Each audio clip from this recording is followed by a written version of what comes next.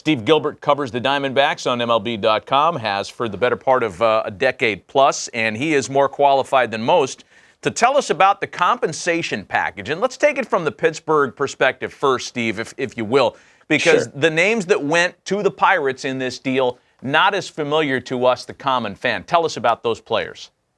Yeah, I mean, the Diamondbacks, when they first started talking deals with the Pirates when it came to Marte, the asking price just made them pause. And part of it is these two young kids that they had to give up. Figueroa's a very good young shortstop. They're both high ceiling players. They're still a few years, though, away from the big leagues.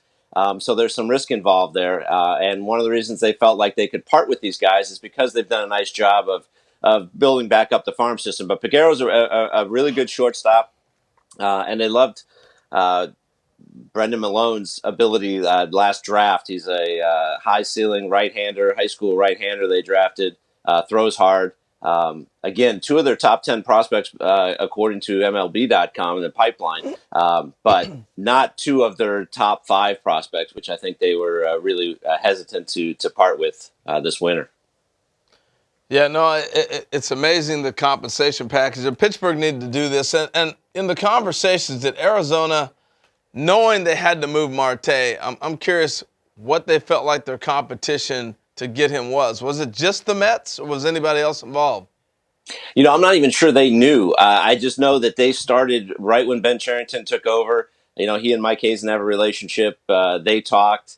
It went on through the first part of the winter meetings, and then it kind of went away and was dormant for a little while. And then about 10 days ago, the two teams kind of came back around to each other. I think the Diamondbacks had looked around for a center fielder. The Pirates had explored different teams from Marte, and finally they found themselves back together 10 days ago. And I guess for like the last 10 days, it's been pretty intense negotiations back and forth trying to get it done. Knowing that Diamondbacks team president Derek Hall is an advertising marketing guy at heart, the potential for a Marte parte is vast. I mean, Harold's been all over it today, as you know. So with Starling Marte and Ketel Marte, what's the relationship going to be there? How will those players coexist on the same roster and in the same outfield?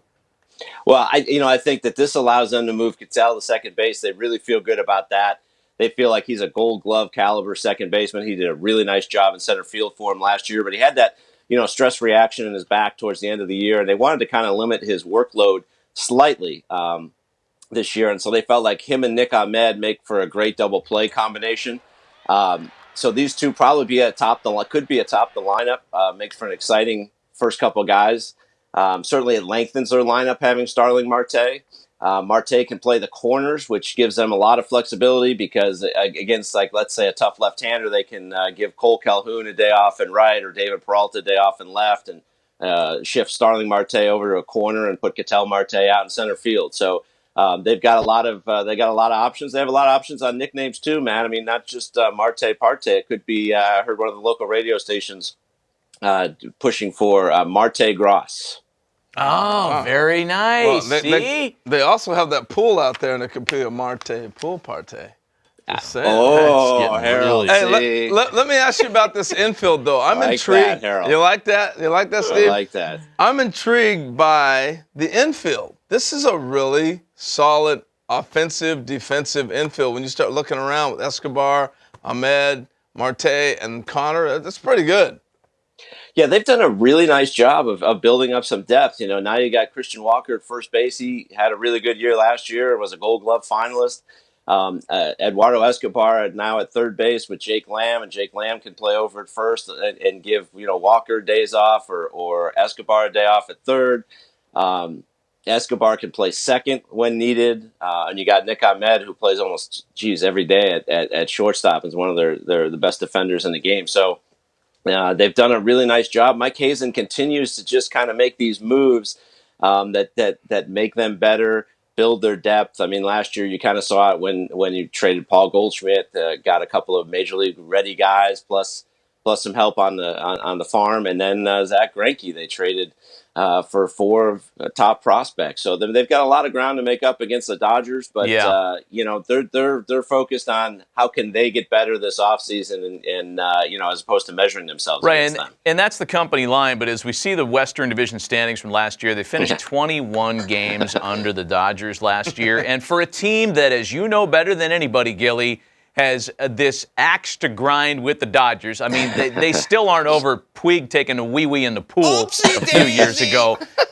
Do they think this is the year they can compete, or are they going to stick with this, we're just going to control what we can control? Their eyes are on the Dodgers. Don't be fooled. Well, yeah. Sure, their eyes are on the Dodgers, and sure, they would love to beat the Dodgers. I just think that, they can't. They publicly, they want to stay away from that. They want to just focus on, okay, there's other ways to make it into the playoffs too. But again, when you start to measure yourself against one team, I think that's where they feel like they get into trouble. Maybe make some decisions that they shouldn't. Maybe push a little too hard.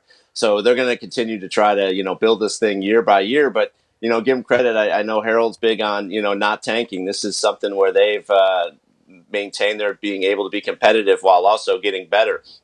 And how about winning 85 games and still being 21 games back? So how about that? Hey, but they had to felt pretty good when after they made the Greinke move. They still were very competitive. I think they sneaky. They feel they got a shot, even though it doesn't look that way. I think they sneakily feel they do. Sneakily. Oh, for sure. With you. I'm with they're you not too. Going to go into it. Yeah. I mean, you never know what's going to happen over the course of a season. And again, if this is a 90-win team or a 93-win team or whatever they are after all these moves from last season, they'll take their chances with that and see what happens. I think Matt really threw us both off when he started talking about Puig peeing in the pool.